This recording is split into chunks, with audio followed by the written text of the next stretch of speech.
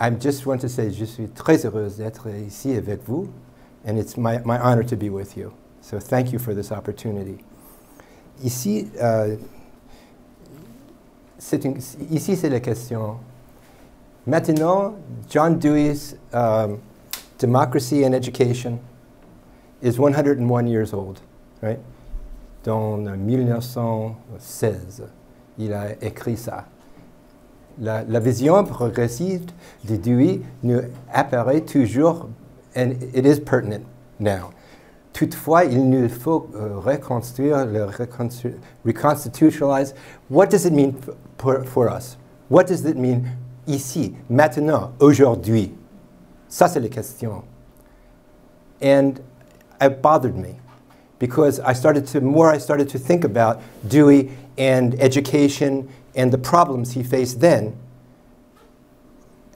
Avec un peu de réfléchir, c'est peut-être, c'est vraiment, ce n'est pas peut-être, c'est vraiment les problèmes que nous avons aujourd'hui.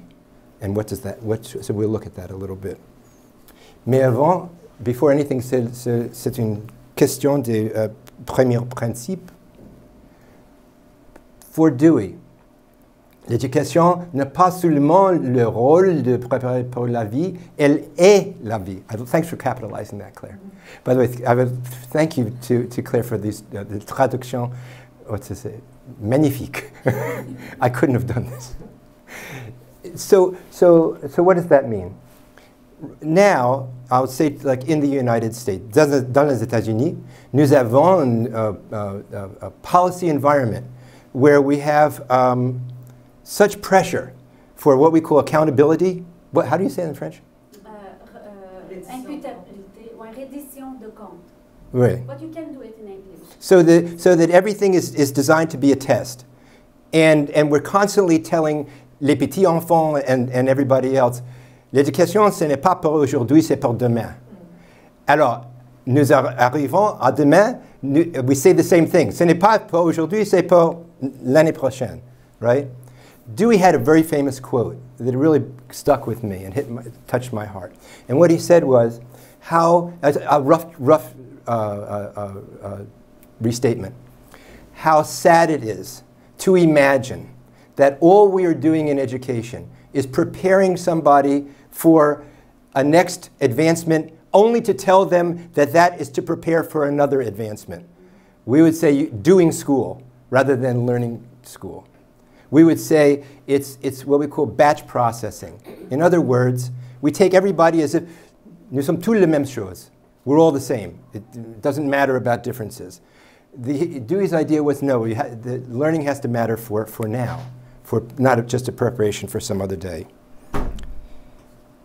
And this quote is very good, and I guess it was too much to translate, because it's hard. Each generation is inclined to educate its young so as to get along in the present world, instead of with a view to the proper end of education, which is what? The promotion of the best possible realization of humanity as humanity. What does that mean? It means blank. What? Uh-oh.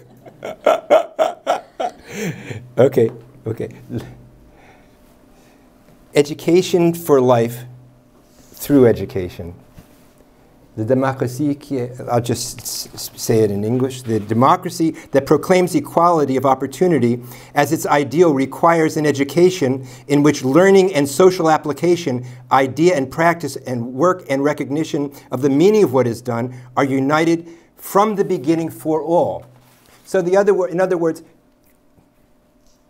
c'est un problème avec démocratie. How do we have a democracy? What does it really mean?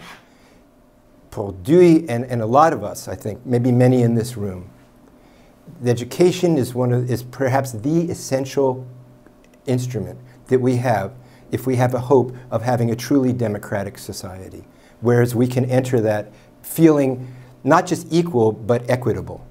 C'est une question d'égalité and equity combined together, specifically. L'éducation est une pente critique entre l'individu et le monde. Ici, I'm about to watch the wire. Yes. You see, the children left alone, isolated, without a chance for education. Ici, l'école. Ici, the larger society. So it's like a bridge to connect.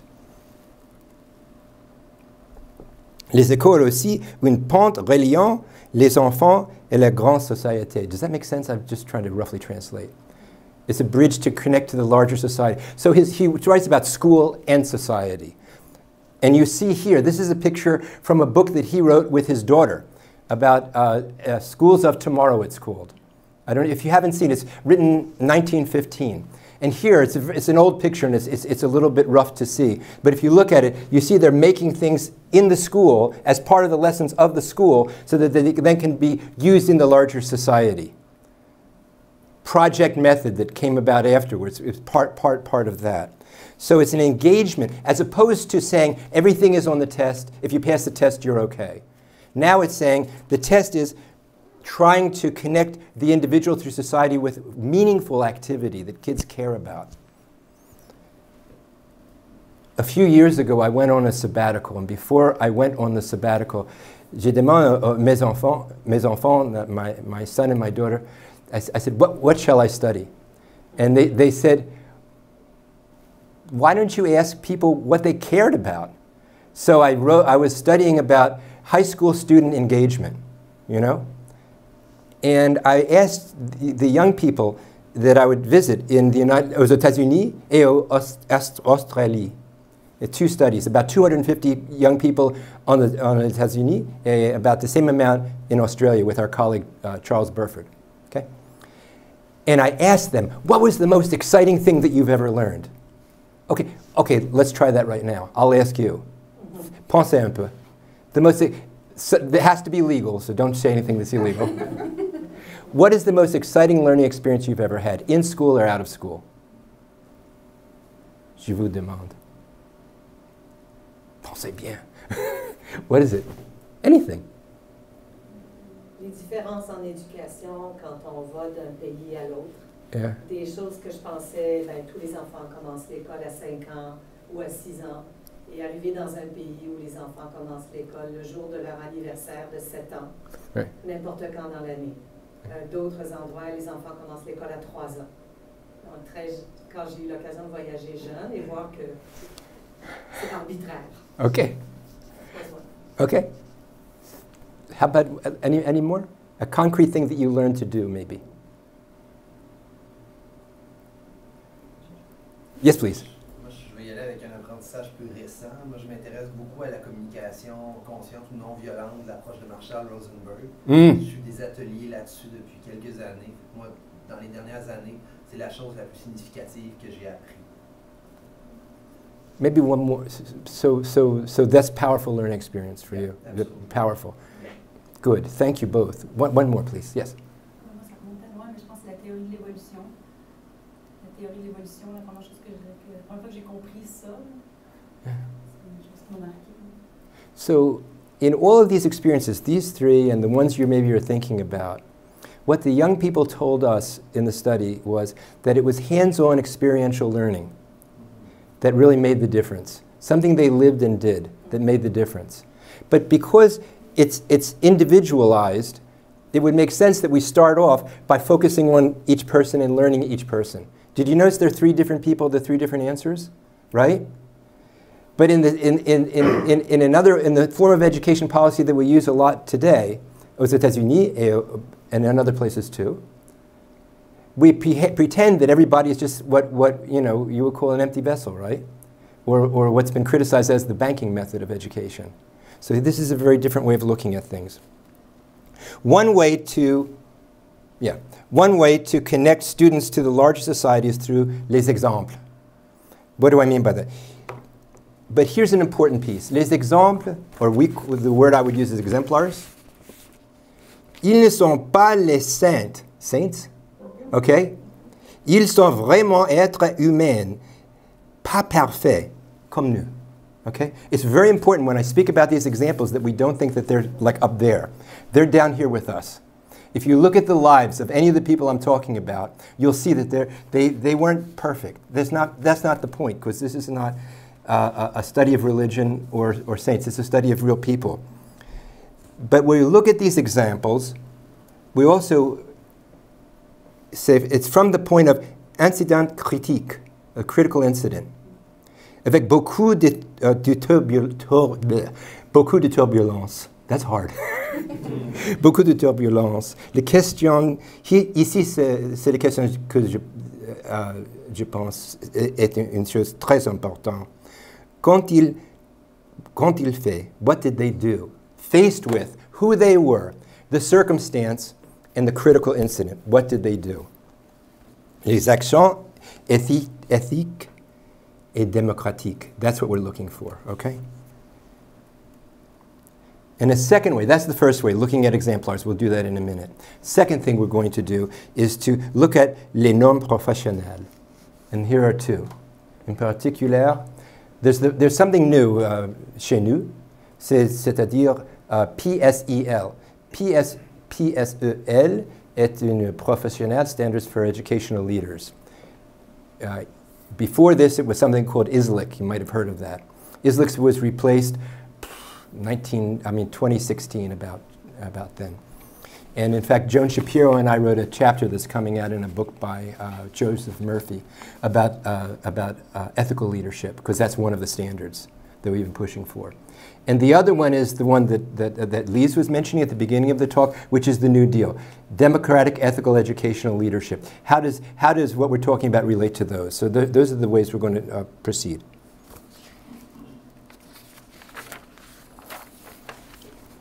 And we'll consider these critical issues. And these were ones, remember at the beginning of the talk, I was saying the issues that were alive during Dewey's time still are alive today. Confronter l'oppression raciale et économique pour lutter l'équité entre les genres et faire face à la menace de la violence. Is that fair to say that those are still issues today? Right? Absolutely issues today. So at first I was so depressed. I started to, okay, there's a very famous author named Bellamy. I brought his book with me. Bellamy wrote a famous book about 100 years ago called Looking Backwards. Have you ever heard of that? It's actually quite famous. And Looking Backwards, what it is, it's a story of someone who writes in about like 1880, and in the story, he is hypnotized.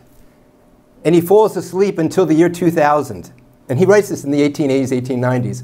And when he wakes up, it's like the story Rip Van Winkle, except for it's not 20 years, it's over 100 years. And he wakes up, and the world's perfect. All the wars have ended, poverty's gone, people, there's égalité, it's like égalité, fraternité, liberté. Yeah, it's like that, right? And then his argument, Bellamy's argument is that he's trying to create a sense that, pour lui, c'est une chose de socialisme. In other words, if we have socialism, we will have a perfect society. So that's what he wrote. I didn't expect that, but I did. C'est un petit peu triste que nous avons les mêmes problèmes, but they take on a little bit of a different meaning. So let's look at those problem by problem.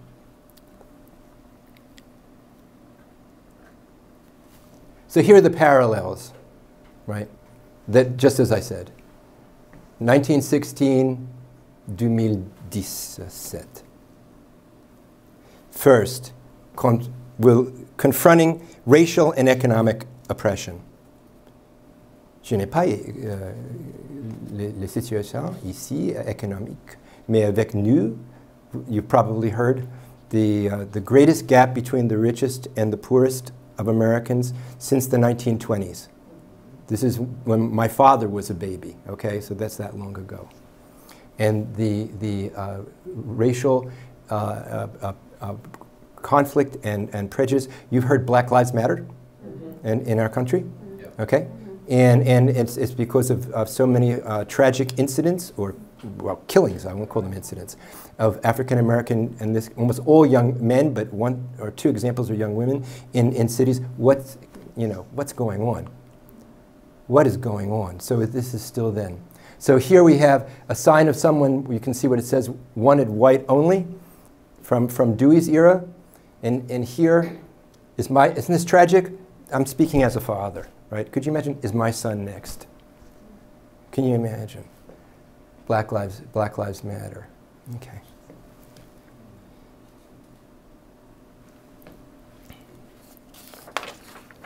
So here's some detail. I won't read it all because there's quite a lot, but I think, will this slideshow be available to everybody?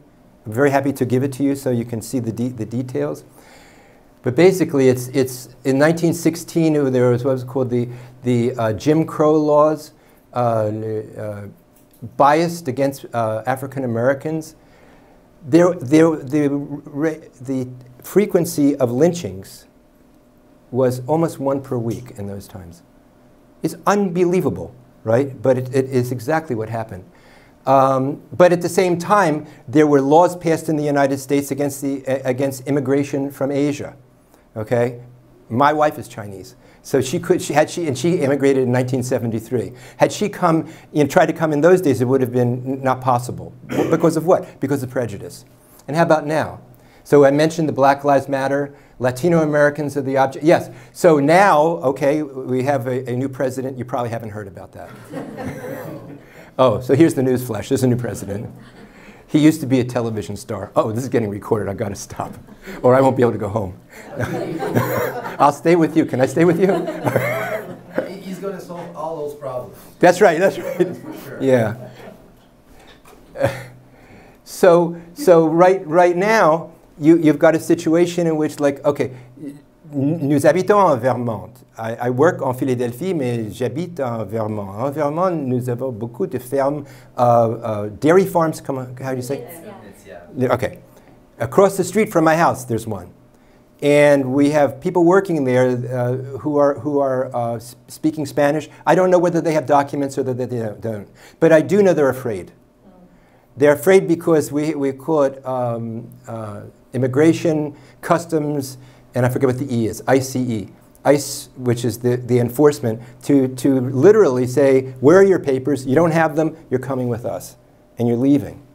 This is new. This didn't used to be like this, just since the election. At first, the language was, we will deport people who have committed crimes. But in fact, it's a crime to be in the United States without papers, so sometimes they're using that as the reason to deport. So it's so different. And here, the changement radical d'économie, and right, a lot of Americans are saying, I used to have a job in industry and l'usine, factory work, and now I don't. Something's happened. I have to get my job back. I used to be a coal miner. Now I can't do that. What's happening? And a lot of those people voted for Mr. Trump with the hope that he would be able to bring those things back. So there's still issues today. So here are the exemplars. Fannie Lou Hamer and Viktor Frankl.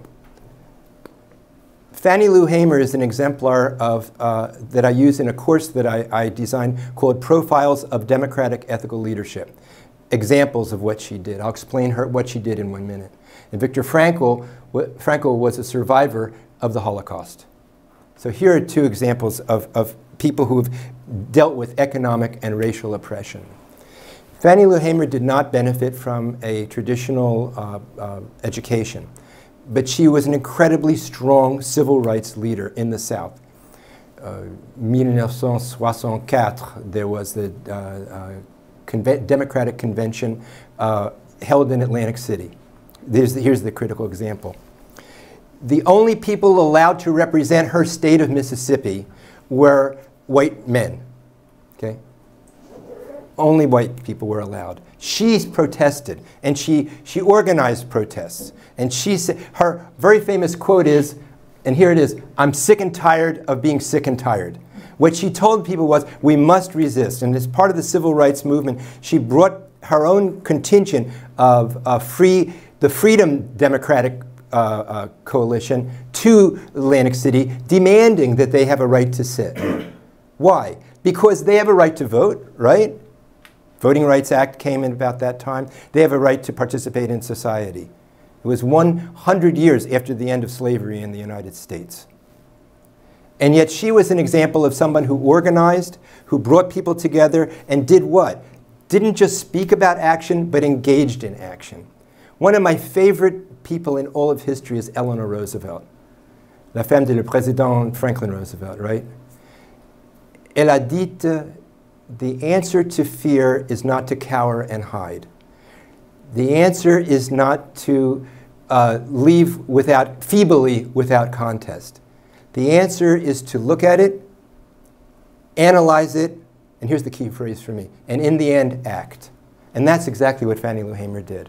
And so why use her as an example? Because she had been beaten, she had been sexually attacked while in prison, she was treated terribly by everybody, and she didn't let that change who she was, and more importantly, didn't change what she was going to do. Does that make sense?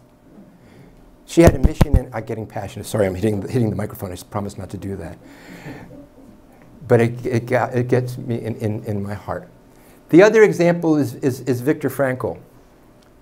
And Viktor Frankl became an incredibly strong theorist, psychologist, and leader. But he had survived the Holocaust, where he was rounded up seulement parce qu'il était juif. Okay? That was the only crime. And yet he was able to, again, face what was happening to him and turn it into something very powerful without having to be a saint, but simply because of following what he believed in. So I tell my students in the Profiles for Democratic Ethical Leadership, and I will tell you, that the exemplars, because they're not saints, because they're like us, are people they can be like our teachers. Does that make sense? We can use their example. So that reflect upon, when we're facing critical incidents, which we all will face critical incidents, sometimes very often, sometimes very serious. Naturellement, nous avons les amis. Nous avons peut-être parents, spouse, etc. Colleagues, certainly. But beyond them, if we can use these examples, we can realize whose shoulders we're standing on. Right? Who have we learned from? What have we been able to do because of them? Let's get to the second question. La lutte pour l'équité entre les genres. Excuse my accent, I'm trying hard. So here's the struggle. La lutte pour le droit de vote. Is that correct in Canada, au Quebec, 1940? Yeah. Is it about? Okay. It's the person. we were pretty bad. This is worse. Okay, sorry. Okay. Australia, a little bit advanced. In the United States, it was, I think, 1920. So really recently, not that long ago. So that was the struggle. To the best of my knowledge, Dewey was a strong supporter of women in education. I don't have evidence that he was not. So he was, I think, one of his strengths. So here's an example. For instance, in le présidence des femmes du chef de gouvernement, l'Allemagne, Grande-Bretagne, Myanmar, okay, on the one hand, there's leadership examples in those countries. Has there been a premier of a province in Canada who's a woman at this point? This one here. Maintenant? Not now. Oh, okay. A few years back. Okay, so, okay. And premier for the country? Yes, once. Really? When? When was this? Her name was Kim Campbell. It was in the late 80s, I think. Oh, j'ai oublié. Excusez-moi, j'ai oublié. Okay, so you're way ahead of us. There are two Canadian provinces that now have women as premiers. Premiers. Ontario and Right. BC. Mm-hmm. And Alberta. Mm-hmm. Oui, oui. Et aux États-Unis, nous avons governors, quelques governors and quelques senators, but no president. Almost, right? We almost did it, but not quite. Glass stealing. Okay, inéquité persistante. But at the same time, the sexual violence against women is incredibly high in our country. And so there's that duality, right, where there's access to some powerful positions, even a little bit in the economy, even a little bit in government. Not so much technology still is a very hard area that has not been equalized at all. Right after, and I was in this, right after the election of President Trump, there was the Women's March. And my son and his girlfriend said, why don't you join? And it was very powerful to see. It was very powerful to see. And even we had policemen who were marching with us, and the mayor was. So it's parce que Philadelphie est une grande ville, Democratic Party stronghold. So naturally, it will be like that.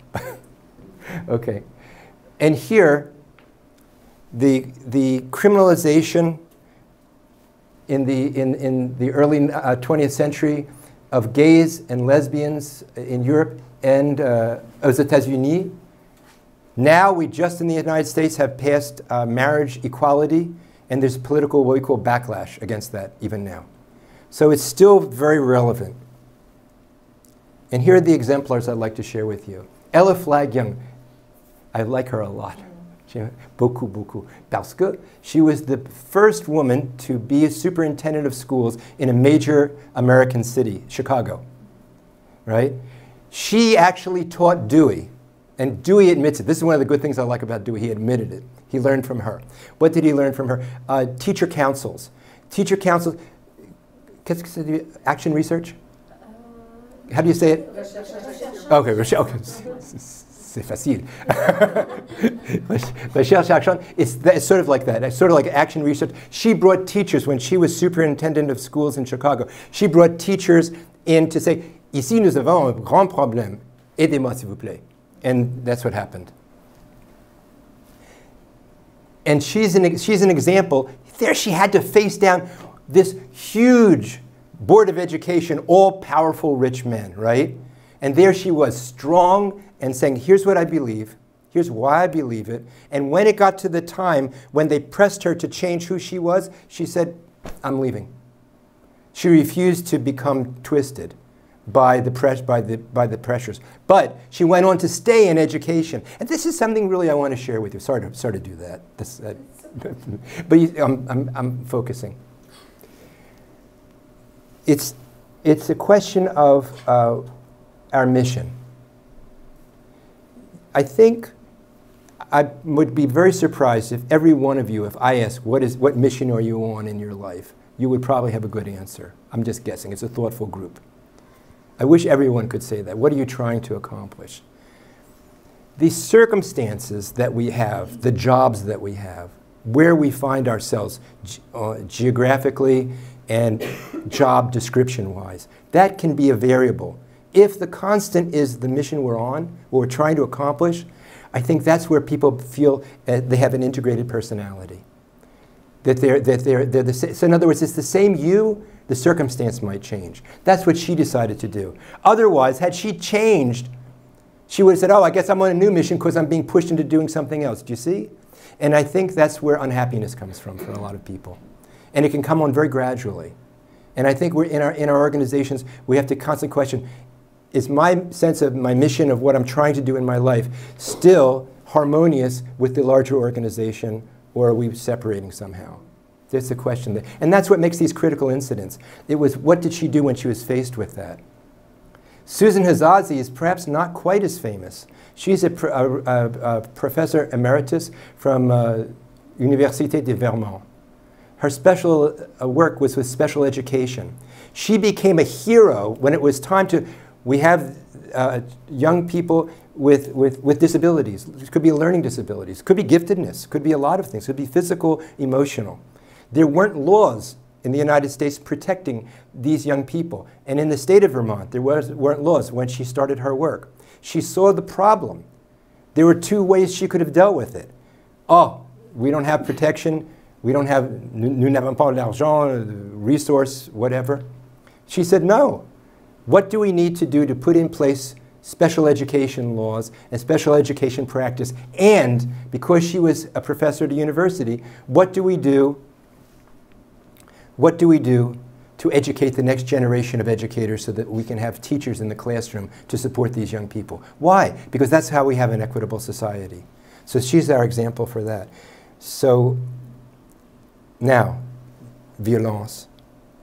So the Première Guerre mondiale, of course.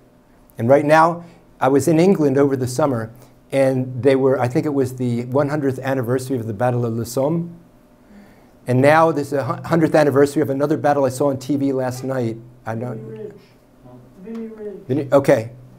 And so it's you know, My grandfather was in the First World War. Probably some of your relatives were in the First World War as well. Actually, my grandfather was in France. He was in the Navy, and he was at a base not too far from Bordeaux, where they were building airplanes to, they were building American airplanes to the United States Navy to fly with the French Air Force to find submarines and bomb the submarines. That was what he was doing in France. But it's a horrible look, and there are the airplanes. But look, here's the war in Iraq, and the pictures look frighteningly the same, don't they? And so, the threat of violence. 11 million soldiers died. Whole generations. You know the history, right? 7 million civilians killed. But look at the wars we have today. I mean, 2 days ago in Syria, right? Did you see the pictures? They were as horrifying as anything I've ever seen. If that doesn't break your heart, you know, nothing will. Also, nous avons le terrorisme and the consequences of it, and the war against, this is ISIS? Yeah. La violence par les armes, le feu, les gangs. And I teach a course called School Safety and Violence Reduction.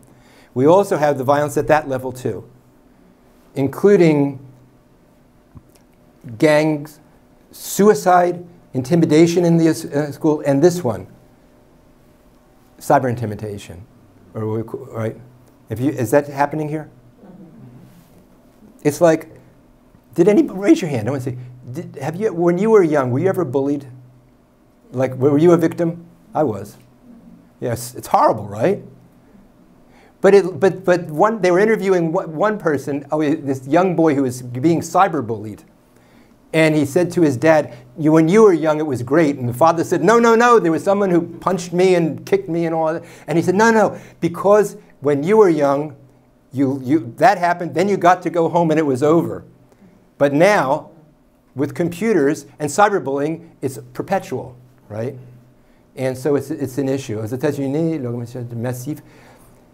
Yes, and so we're now talking about increasing our defense budget by 10%.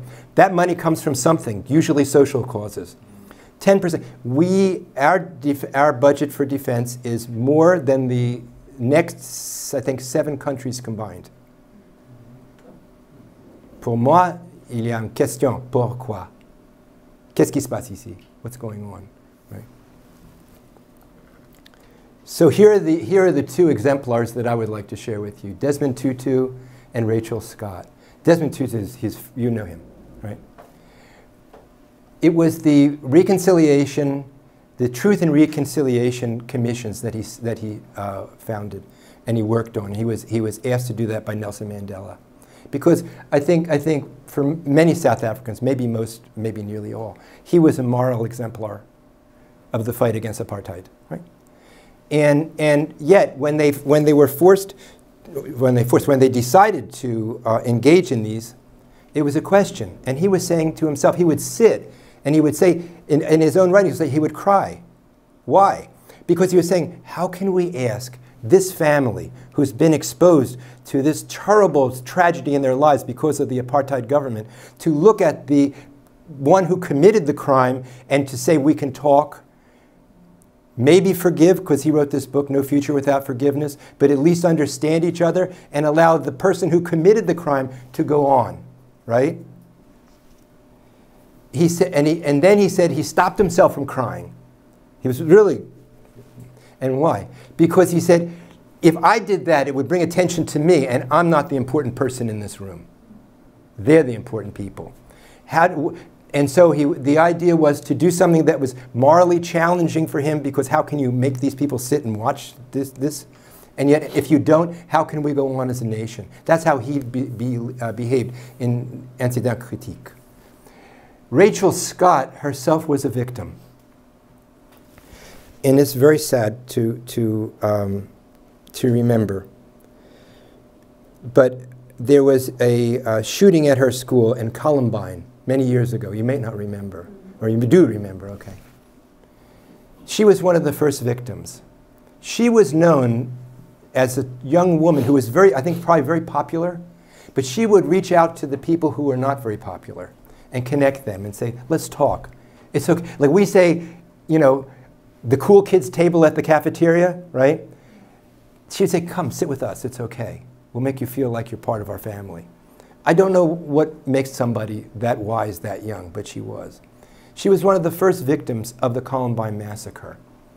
Her father, and now I keep looking at this as like, okay, I'm an academic, yes, I'm a professor, but I'm also a dad. And so as a father, and I have a daughter, and I can't imagine, God forbid, if some tragedy had happened in our lives, that I would be able to do what her father did. But what her father did was connect her life and its meaning to something much larger. And so he started Rachel's Challenge. Rachel's Challenge is a program that they bring to high schools all over the United States with the idea of how do we create a sense of community? How do we create a sense of connectedness? How do we bring people from the outside, okay, into the sense of the inside? Each one of these examples that I've shared with you relates to a certain set of principles that we believe in, and I want to get to that now. Okay? Before I go on, you're being really nice, but I don't hear any questions. Why not? Avez-vous des questions? Okay, we'll carry on. And here are the two areas that I wanted to share with you. The standards I mentioned before, and in particular, the New Deal vision for educational leadership. Ici, c'est les normes PSEL that we have adapted in the United States.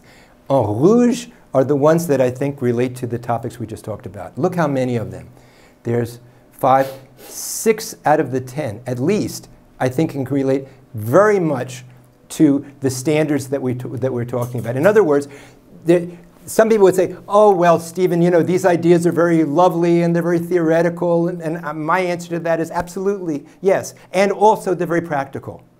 Because if you were to look at these examples and to employ them as we raise the next generation of educational leaders, I think what we'll find is we'll put them in good stead to know these things about their vision, about their professional norms, about equity, Can you translate this one, please? Le number 4. Oui, le 4. Programme d'études, enseignement, évaluation. Okay, okay, fine. Thank you. I tried to find the word. Okay, thank you. So we would say that we think that these standards are pretty good. We fought very hard to put especially issues of equity in there, so that we're not just raising a generation who can be good machines, right? Not robots, people. Yes, Claire. Ça, ce sont les standards pour tous les États-Unis, c'est ça? Mm-hmm. It's for the whole country. Yes. For school principals, Mm-hmm. principals, Yes. Okay. Yes. On n'a pas ça au Canada. Ah, okay. With province par province, it's province by, yeah, province par province. Avec nous, okay, en les États-Unis, éducation, c'est une chose, pretty much the same thing. In our Constitution, nous n'avons pas le mot education. Mm-hmm. Alors, c'est pour ça, l'éducation, c'est une responsabilité des États, les 50 États. Ça, c'est un petit peu, this is my opinion, a little bit of freedom, c'est un peu de liberté pour les États, and une grande chance pour inégalité, inéquité, right? And it can be what we call a race to the bottom if you don't be careful. But, like my home state of Vermont, I was just listening to the radio as I drove up yesterday, and our Secretary of Education was talking about we're moving away from just the test. We're looking for other evidence of success and progress along those lines, not yes or no. So in our case, it's becoming something a little bit opening up some possibilities. But they will need to follow these. These are the rules, so that in like programs like ours, where we're raising in the next generation of school leaders, they need to be able to do these things. And ethics, this is the chapter that Joan and I were writing about, and it's very familiar to yourselves. So if, at first, oh, you'll like this, because this is you know, Institut d'éthique appliquée. So at first they were saying, ethic is everywhere. We don't have to deal with it. And what, you know, I was upset. Joan, I thought, was going to, you know, go ballistic. So if you've ever seen Joan go ballistic, you don't want to see it. She's very strong. And we said, if it's everywhere, it's nowhere, right? If you don't study it specifically, then you can't say it's just sprinkled like salt on food. It's not like that. And so we're very happy with this. So yes, that's the way it is. And here are the ideas of the New Deal. We started the New Deal in 2004. And the point of it was to respond to two problems. One I mentioned to you, the idea of testing being like going crazy because of a policy that was called NCLB, No Child Left Behind. You've heard of this one, right? Okay. The other one was that people were saying, les conservatifs, the conservatives in my country were saying, si nous avons une éducation parfaite, les inequity will disappear. We'll have a society and that's actually, I think, completely untrue. I think if we had support in our society for our people, and I'm speaking about the United States now, we would have had a much better educational performance. And the proof of it is, look at the performance of our upper middle class students. It's quite good. Why? Well, healthcare is taken care of. I know I'm in Canada and healthcare is taken care of here, but we don't have such a thing, okay? Housing in middle class, upper middle class families is not a question. Employment of the parents is not a question. Is that fair? Food is not a problem. If you look at our people who are having the greatest struggles in education, whatever communities, but especially our racial minority communities, they're suffering from all those things. Healthcare could be a problem. Family and employment could be a problem. Housing could be a problem. Food scarcity. We have in our major cities, we have things called food deserts. Savez-vous qu'est-ce que c'est qu'une food desert? Okay, what that means is it means you're living in a large neighborhood and there's no good grocery store anywhere near you. There's no way to buy healthy food because you have to travel very far to get. Do you see? So our point was that if we're to have success in education, it has to be supported by social supports. And these are not, and I'm going to editorialize it, and this is fine. These are not social supports that are unique in the world. They're ubiquitous. What do I mean? Ici, vous avez health care guaranteed to you. Is that correct? Okay, so you don't have to worry if you're sick that, you could lose all your money. We have that problem, okay? I've made presentations in Sweden. Okay, there's all of these supports. If you have them, Western Europe has them, the Nordic countries of Western Europe have them, Australia. So they're common. For some reason, we in the United States don't believe they should be common. I have a strong disagreement with that. Not only do I, but someone much greater than me, Franklin Roosevelt, had a great disagreement with that. En 1944, il a dit, we have to have a second Bill of Rights. And the second Bill of Rights are economic rights, very much like the rest of the industrialized society goes. And so it was those two things, the incredible press for accountability on the one hand and social inequity on the other. I told Joan, and she agreed with this, we have to have our mission to be very clear. To me, and we both agree, I said it has to be democratic. She said, if you bring ethics into it, I'll be with you. So I said, yes, we are fine. I said, the sole responsibility, the first responsibility, I believe, anywhere in the world, of an educational system is to raise the next generation to be able to take on the responsibilities and improve that country's democracy. Job one. Employment, economic well-being, wonderful. They're a very good job too. Because I can point to countries in the world that have a very good economy that aren't very democratic and be very hard to live there, right? So that's our orientation. The mission is based on what I just shared with you, and I want to be sensitive to time, that we leave time for discussion. And here are some of the accomplishments we've had. We are working with colleagues, international colleagues, including our good friends here in Laval, but also in Australia, Grande-Bretagne, Hong Kong, Suède, we've had now the 8th New Deal Conference. We had 7 New Deal conferences. The 8th New Deal Conference. I will invite you, if you want to go to our website, you want to get this down, it's New Deal, small letters, one word, .org, O-R-G. And you'll see the announcement for our conference. It would be wonderful if you could come. It's May 5th and 6th. Someone you might know, Jerry Starrett, who has spoken here before, he will be there too. So this is our 8th. So we have conferences. We have exchanged papers. This is an example of our scholarship. And it's not just Jones and mine, but they're the examples of these New Deal ideals. And I want to share with those. Let's make this the last slide, and then we'll talk. We started our ideas of what should this New Deal be. And Joan and I are going to a faculty meeting. And she turns to me and she says, it's too general. I don't know how we're going to explain it to our colleagues. You have to. So I go into my room, I slam the door, and I said, give me a half an hour. And did you ever have this where your mind is flowing so easily and like you want to take advantage of it? It doesn't happen much to me, but it happened then. Okay. And I wrote down these things. I said, now, these 5 ideas are not, we would have to be saints if we could always be that one. So I'm not saying you're either this or that. What I'm saying is we encourage people to move from, for example, a conventional leader is driven by pressures of accountability and political hierarchy. It's just a fact of life. But what if you could be guided by an inner sense, not just accountability, responsibility? Here's why I think it's a higher goal. If you're accountable, that sounds like your boss tells you, I want you to do this, do this, do this.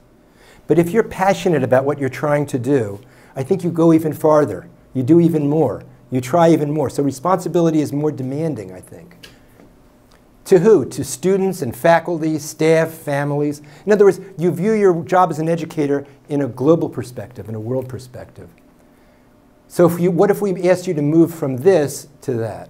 Or from being part of the, like I'm the principal, my world is the building, and a small part of this big corporate structure called the school district, to a sense of democracy, that you actually understand that there is turbulence. Il y a une chose de turbulence, but you can protect your faculty from the turbulence, or de temps en temps, la turbulence, c'est une chose avec utilité, right? So that how to use it. Or, let's look at the 4th one, operates from a deep understanding of ethical decision-making, which is inclusive, which uses the ethic of justice, the ethic of critique, right? The ethic of care, and one that Joan and Shapiro and Jackie Stefkish developed, the ethic of the community, I'm sorry, the ethic of the profession. And the ethic of the profession is what's important for us to value is what's in the best interest of students, okay? As opposed to simply the ethic of justice. You know some school leaders who would simply say, show me les règles, and that's all I care about. And we're saying there's more than that. How can you be deeper than that? Working as you work here makes you deeper than that. And finally, seeing one's career as a calling. So many of the examples, as you look through the slides, you'll see they're connected to that. Career as a calling. That's what I meant by being on that mission. All your life, if it's important enough. And so you look back and say, I didn't get there. I'm always in progress. That's not the point. Was I part of a community that had solidarité avec les idées of the highest type I can? Démocratie, éthique. That's what I wanted to share with you. And I want to say thank you very much. Now let's talk. I want to hear from you.